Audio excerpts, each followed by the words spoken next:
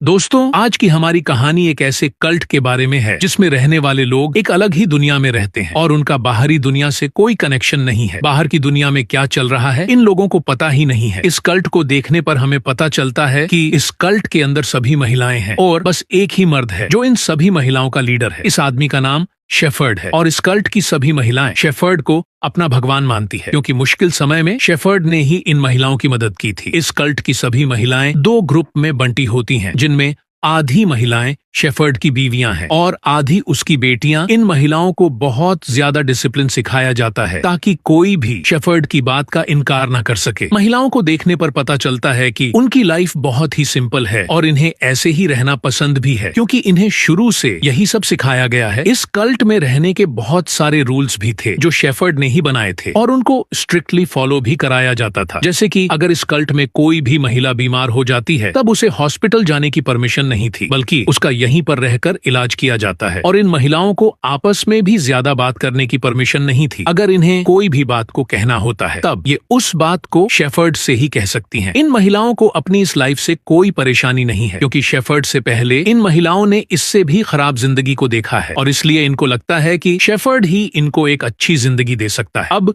क्योंकि कल्ट में सभी महिलाएं हैं जिनको पीरियड्स आना एक नॉर्मल सी बात है, लेकिन जिस भी महिला को पीरियड्स आते हैं उसको कल्ट से दूर रखा जाता है, क्योंकि शेफर्ड का ऐसा मानना है कि पीरियड्स आने से लड़की अपवित्र हो जाती है। शेफर्ड अपनी बेटियों में सबसे ज्यादा पसंद सेला नाम की लड़की को करता है, क्योंकि शेफर्ड का मानना है कि सेला अभी तक अपवित्र है और वो कल्ट के रूल्स को अच्छे से फॉलो भी करती है। सेला हमेशा शेफर्ड से अपनी माँ की मौत की वजह पूछती रहती है, लेकिन उसने आज तक सेला को सही से आंसर नहीं दिया है। अब इसके बाद सेला एक जगह पर जाती है जहाँ पर कल्ट से दूर दो औरतों को एक अलग जगह पर रखा गया था। यहाँ रहने वाली एक औरत का नाम सेरा है, जिसे शेफर्ड अपवित्र मानता है। साथ ही उसने शेफर्ड की कुछ बातों को मानने से भी इनकार कर दिया था और इसलिए उसे कल्ट से दूर रखा गया है। सेरा को बाकी महिलाओं के साथ बैठने की भी परमिशन नहीं थी। उसे सभी महिलाओं से अलग रखा गया था। साथ ही उसके खाने पीने की व्यवस्था भी अलग ही की गई थी। सेला को भी ऐसा ही लगता है कि वह अपवित्र है, इसलिए वो भी उससे बात नहीं करती है। आगे हम देखते हैं कि सेला जब भेड़ चरा रही होती है तब उसे फर्स्ट टाइम पीरियड्स आता है और वो अपने ब्लड को देखकर बहुत डर जाती है। वो इतना ज्यादा डर चुकी थी वो एक भेड़ को भी मार देती है। घर आने के बाद सेला अपनी परेशानी किसी को नहीं बताती है और सभी से ये बात छुपा लेती है। सेला से जब भेड़ के बारे में पूछा जाता है तब वो झूठ बोलती है और कहती है कि वो सो गई थी, इसलिए उस भेड़ को कुत्ते ने मार दिया है। शेफर्ड